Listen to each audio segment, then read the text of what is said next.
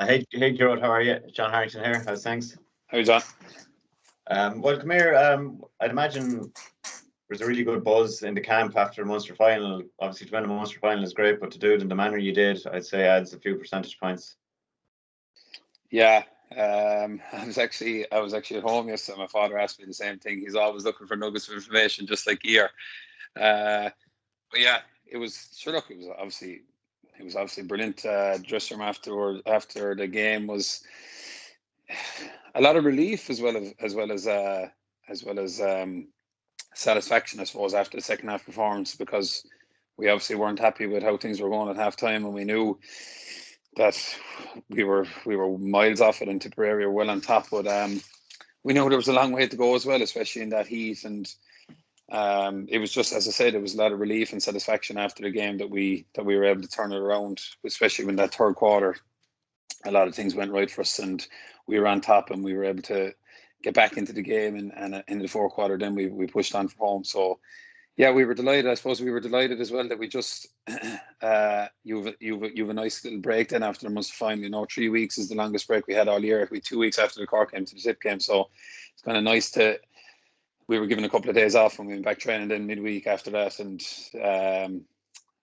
a nice easy session to get back into it on I think it was the Wednesday night. So yeah, looking forward, I suppose, to watching the games this weekend, and then we have a couple of sessions left to do ourselves and leading into Saturday week. So great times. Your own day in the Munster final was sort of a microcosm of Limerick. You looked frustrated with yourself at times in the first half. I think there was a shot that dropped short, and you look not like visibly annoyed with yourself, and then you really thundered into the game in the second half.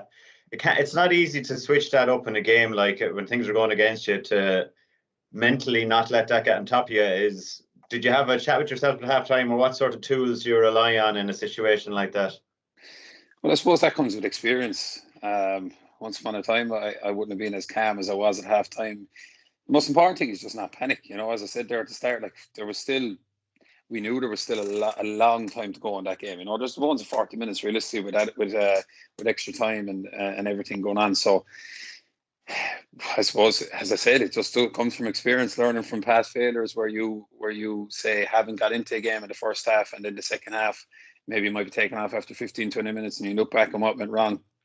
As I said, there's plenty of time in the second half to impact the game and get into the game. And as I said, that just comes from experience, and it's something that you have to learn from in the past and put into performances that are coming up. So like nobody was really panicking at half time. We knew we were well off it in the first half, and we knew they were miles on top, and we knew we had a couple of things to change, and just start making more tackles, start making more possessions, getting on the ball, influencing the game. And we were, I wouldn't say we were confident at halftime, but we were confident we'd be able to get back into the game. We knew the game was still, as I said, there was a long time to go, and we knew we'd be able to get back into the game and see what would happen then. So yeah. I mean, by your own very high standards as a team, you've been sort of inconsistent within matches in the championship so far. Do you feel though, like, on the back of that second half performance against Tip, that coming into the semi-final, you're in a position to, really open up the turbos, I suppose? Yeah, like it was kind of the same last year. We started off against Clare, and I think we improved. Then we went on and played Tip in Cork, and we went into the Munster final. I think we were improving game on game.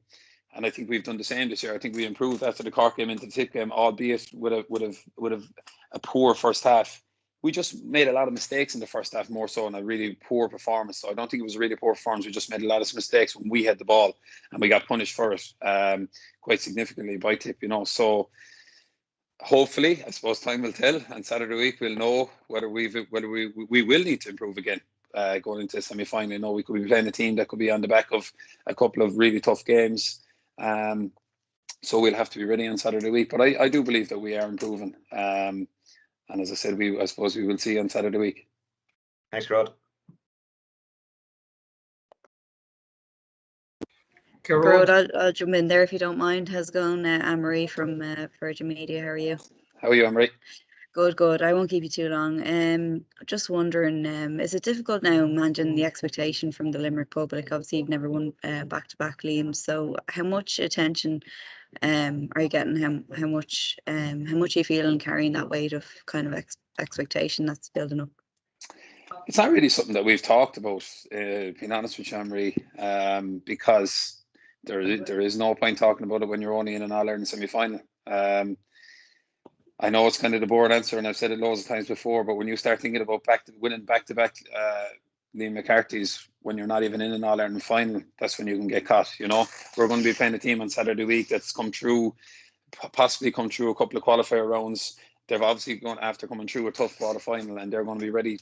They're going to be ready for us and really willing to to beat us and get to an All-Ireland final. So, as I said, it's not something we've talked about at all. It's not something that we're focusing on because there is no point. That's when you start looking into the future like that. That's when you can get caught. So, as I said, I'm just looking forward to watching the games this weekend, seeing who comes out on top, and preparing for whoever we meet in Saturday week.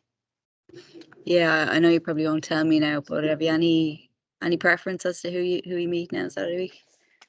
Like, again, there's no point in having a preference, because if you do want a preference and then that team loses and someone else beats, and say you don't want to meet a team, but then straight away you're kind of facing an uphill battle. We obviously can't face Tipperary. I think I'm right in saying, so we've one of the other three teams. And all those three teams we could play. We played Waterford a couple of times last year. We've already played Cork. We played Dublin in the past, and Dublin are a very tough team to play against again. You know, so as I said, there's no point in hoping for a team, because if that team then doesn't come through, you're kind of already, as I said, facing an uphill battle. So look, it's great to be in an All-Ireland semi-final, because we'll be training now this weekend, and we'll be able to sit down and relax and watch the games, and see who we have on Saturday week. I was just looking at something you said there, back in the leagues. You said that you had to clean up your act. You were giving away too many fouls. Is that something that you feel you've addressed now in the championship?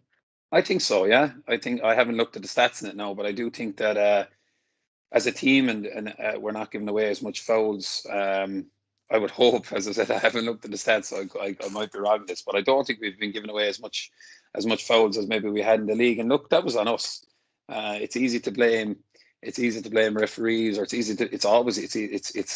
people love doing it. People love blaming other people for their own failures, and we weren't good enough in the league. We were giving away way too many frees. As I said, we sat down, we talked about it as a team, and it's something that we addressed, and I think we've done really, really well so far in the two games, and hopefully that keeps going for hopefully two more.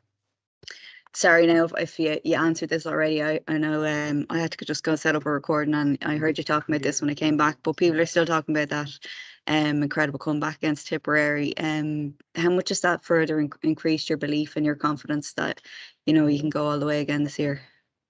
Well, of course, being 10 points down in a Munster final inside the dressing room in Park Gueve isn't a great feeling, I can tell you. But as I said, we didn't panic. Nobody panicked. We were actually in that situation. We actually referenced in the dressing room that day, we were in that situation several times before, and in some cases with a lot less time. We were above in Galway in 2018 in the league. I think pretty much in the exact same position, 10 points down at half time. We were obviously 7 or 8 points down against Cork in the All-Ireland semi-final in 2018, but probably about 10 minutes to go. So as I said, we referenced that we were in the exact same position several times before, and as I said, in worse with a lot less time left. So the most important thing is that we didn't do. Nobody panicked. We knew we had to improve our performance drastically and get to the pitch of the game. And as I said, we did, thankfully, and that's why we can relax this weekend and watch the quarterfinal games. Gearoid, Jerome O'Connell here, Limerick leader. How are you, Jerome? How's Gearoid? Just there's so many possibilities yet at this stage, but the one thing we do know is that Limerick are back in Croke Park.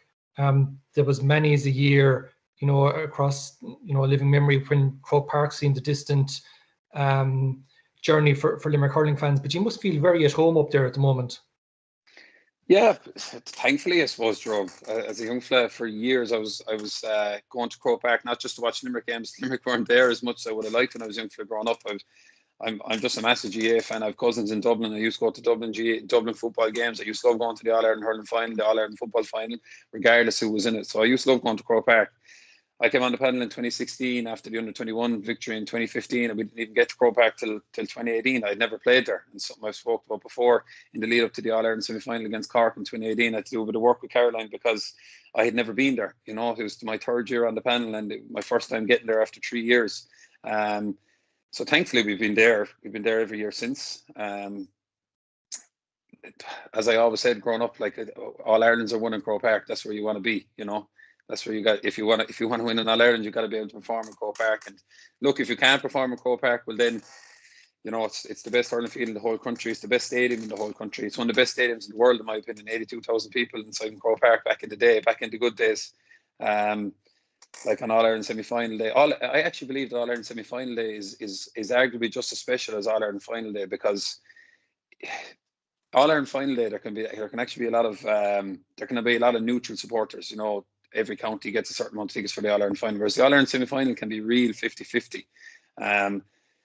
The 2018 and 2019 games were absolutely unbelievable up there in terms of the atmosphere, because, as I said, realistically, the vast majority of people that are at the game are either Limerick or Cork in 2018 or Limerick Kilkenny in 2019, so on and so forth. But the All Ireland final day can have a lot of neutrals. So I think All Ireland semi-final day is just as special as any day you get to Croke Park is a special day, pretty much, put it that way. As I said, growing up as a young fella, I used to love going to Croke Park. I still do. I still am a young man, and hopefully we can get there for many more years. You mentioned earlier how you had reference points in the dressing room at half time the last day. You're 5 years on the road with John Kiely and Paul Kinnerk, and trophy laden, thankfully, across the last few years. Do you still find yourselves with learnings, this word that John Kiely uses quite a lot? Absolutely. I've said it before and I'll say it again, Jerome. I always believe, no matter where you are in life, no matter what you're doing, sport or in your own professional working career, you can always get better. I'm a big soccer fan. You look at Lionel Messi and Cristiano Ronaldo, they're still improving well into their 30s. You look at all top sportsmen around the world, they're constantly striving to improve. If you're standing still, you'll be passed out. It's as simple as that. You always have to be improving. You can never be a standing target. You'll just be passed out. It's just the way sport is across every single sport in the whole world. You look at any team that's at the pinnacle of their sport, they never ever will come out and not say that they need to improve to be successful again the next year. It's just the way it is. People will go back to the drawing board after an unsuccessful year, and they'll look at areas that they need to improve on, and they'll go about improving those areas drastically, and they'll come back a far better team. So it's the exact same for us. As John said a while ago, we've been very inconsistent in matches so far. In the Cork first half and the Tip, in both first halves really, against Cork and Tip, and we can't really let that happen the next day, because we won't get away with it again a third time. So you have to constantly be striving for improvement, both in a personal sense and in a team sense. Anyone that follows your social media channels will know your love of golf. I often wondered, is there anything from golf that you feel helps your hurling, and maybe vice versa? Yeah, that's a question that I haven't been asked in a long time, I suppose. But I suppose golf it's a real mental battle. It's a real mental battle. Like I've read a couple of books on the psychology around golf, and it's a very interesting. I just love the psychology of sport in general. And there is a lot of things that you can take from golf.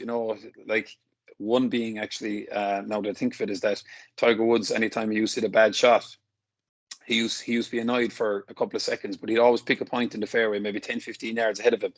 And by the time he gets to that point, the shot he's just hit is gone. He's already focused on the next shot. And that's something that you can take into, as John referenced there a couple of minutes ago, my awful shot in the first half off my left side. Once upon a time, that would have driven me crazy, and I would have been thinking about that for possibly the rest of the game. But like, why? When you think about it, and again, this comes with experience. This comes with learning from incidents in the past that you've done badly on. And like that shot that I took after 15 minutes was a terrible shot. But it has no influence on the rest of the game if you don't leave it get into your head. If you do, it'll drive you crazy, and it will be in your head. But if you can just forget about it and keep trying to get on the next ball, keep trying to make tackles, so on and so forth, well then you can go ahead and still, you could still, as I said, you still have plenty of time to influence the game. So similar to when Tiger hit a bad shot, pick a point, it's gone. By the time I ran back out into position, I already forgot about it. I have hardly even thought about it since Sean brought it back up. But that's just, as I said, there are things you have to learn on, and that comes with experience as well. Just a very quick final one for me. Do you get the chance to put on the supporters hat tonight and go to return to Páirc Uí Chaoimh for the Munster under 21 final or 20 final? Yeah, actually, my brother's actually, he's actually looking forward on the team as well. So yeah, I do. I do. I'm looking forward to it. You know, we've Cathal O'Neill and Colin Coughlin on the team as well. So, and they've put in, they're two smashing infielders that have put in so much work over the last 6-7 months with us, but they've put in so much work over the last number of years to get to the strength and condition level that they're at is incredible. They're so far ahead of where I was at their age. It's just incredible to see. Incredible to see the shape that they're in, and it'll be an interesting game because Cork have a really good under-20 team as well. So I'm looking forward to it. Thanks, Gearoid. Gearoid, how are you doing? It's Declan Riley here in RT. How are you, Declan? Good, thanks. Come here. Just when you're in that second half comeback and tip, what's it like playing in a match where everything is going for you? Because certainly watching on, even before you went ahead, kind of had the feeling of inevitability, just watch it as a neutral, that you were going to do it. So when you're in the zone and things are going well and the shots are going over, can you appreciate that in the moment, or how does that work? It's absolutely brilliant. That's why you do all the hard training, Declan. That's why we go out to Rackheelan on November and December nights in the freezing cold rain and doing all that hard slog. It's when I once heard, I remember when I came on the panel originally, when McNamara was a very influential figure on the team, and I used to travel to train with him, and he used to always talk about championship hurling as a drug. Once you experience a win in championship, once you experience the full heat of championship and the full battle, it's something you can never forget, and something that you always want more of. And like as bad as the first half felt when they were just running all over us and we just couldn't get anything going, that second half, that's something that'll live with me forever. And another thing, it felt, I don't know how many supporters were actually there. I know there was around 6,000-7,000 or whatever was announced. But like I don't know, was it because we spent last year without fans in the ground, or what the story was? But honest to God, in that third quarter when we were making the comeback, it felt like practically was full. It felt like that Saturday evening in 2018. I don't know, I'm sure some of you on the call were there in 2018 when the drawing game in the round robin championship, it felt like that. It felt like a full practically. It was absolutely incredible, especially the two goals we got. The roof nearly came off the stadium, and as I said, I don't know, was it because we spent a full year without fans in the ground, but it felt really, really special. Yeah, so it's obviously it's a euphoric way, and it's such a brilliant way of winning. What's it like post-match in the team, and celebrations are obviously different these days. What did you do that evening, or how did you kind of as a team? Was there anything at all? No, there wasn't. No, it wasn't. It was actually funny because I was actually watching. I'm living with a couple of lads in the team, and we were actually watching the 1994 Munster final there on YouTube a couple of nights ago. And I only went home yesterday. I said it to my father. I never realised there used to be a banquet after the Munster final back in the day. Something that was new to me. So we were watching the 94 Munster final. They played Clare, and there was a banquet in Hayes' hotel afterwards in Turles, and I thought it was funny. But no, there was nothing like that for us. Times have changed, I suppose. We went home and we were able to have a couple of pints and relax and enjoy it. But there was certainly nothing planned, or there was nothing organised or anything like that. No. Hey, Gearoid, how are you? Emma Duffy from the 42 here. You can hear me okay, can you? I can. How are you, Emma? I'm good. I'm just going to turn off the camera because the internet's a bit hit and miss at times. No bother. But Gearoid, I suppose this year you touched on it with Jerome there. Maybe being you can't be a standing target. Like, do you feel that you do have a target on your back? Like, you're obviously the hunted, not the hunters anymore. Like, what's that kind of change in mindset like? Well, I do. Look, there's no point in saying we're not. No matter who the All-Ireland champions are every year, they're the team that everybody wants to beat. If you can beat the All-Ireland champions, it was the exact same for us going down to Park Creek last year to play Tipperary. They were the All-Ireland champions, and we knew if we could beat Tipperary, then we'd set ourselves up, obviously, to get to the Munster final after that. But we'd set ourselves up for potentially having a very good year. So it's the same for every single All-Ireland champion that's ever been. There's always a target on their back. It's as simple as that, and it's something that I've got a lot better at. You can look at anything in a positive sense or in a negative sense. You can look at it in a negative sense and say that there's pressure associated, but why? I always try and look at it in a positive sense, and what a compliment to be the team that everyone is hunting, or the team that with the target on their back. It's a mental that everybody would want, put it that way. It's a mental that everybody would want at the start of the year, because why not? Everyone wants to be the All-Ireland champions every single year. So you have to look at it in a positive sense and as a compliment. Absolutely. I'd imagine it's something you relish and it's somewhere you want to be. But then it's probably a fine balance too. I know you said earlier in the year that I suppose 2020 had no impact on what's to come in 2021. Like, was that kind of something that you focused on as a group? This is a whole new slate, a new year, and what happened before doesn't matter. Absolutely, 100%. You know, we lost a couple of lads that were with us last year, and we gained a couple of lads that weren't with us last year. So it's a new pan. You know, I remember Desi Farrell when they won the All Ireland last year, and was it their sixth All Ireland Dublin one last year, if I'm correct? And he was asked after the game, what's it like to win the sixth All Ireland in a row? He said, we haven't won the sixth All Ireland in a row. It's our first All Ireland. You know, it's a completely different management setup. Again, they would have lost a couple of players. They would have brought on a couple of players. It's the exact same for us. You know, it's the same for every intercounty team. I would assume that there's one intercounty team that has the exact same squad from last year. You might have one or two new lads in, one or two lads gone. You might have a couple of different management members in, so on and so forth. It's the exact same for us. You know, it's a completely different year. Whatever happened in 2020 pretty much means absolutely nothing in 2021. You know, you ask us at halftime in the Munster final how we're feeling. You know, our tip doing anything different? Because, well, of course not. You know, it's completely different. It's a completely different year. Absolutely. And then Gearoid, lastly, you mentioned there to Declan that there's a few of you living together. What's that like? Is it all hurling chat, or, you know, is that kind of swept aside then when you come home from training and you're chatting about other things? Or what's the balance like? I'd imagine it's very enjoyable. No, it's great. It's great, and it's great actually to live with lads that are doing the exact same thing as you. You know, we're all going training the same evenings, and we're all relaxing on our rest days and eating well and so on and so forth. And there isn't too much hurling talk. We have a small chat about it, but to be honest, you do so much hurling training and going to training and things like that. When you come home, you just want to relax and switch off from hurling, and that's great. And the lads are in the same boat as me. So it's a different experience, but it's actually very, very enjoyable. Just one more, Gearoid, if that's okay.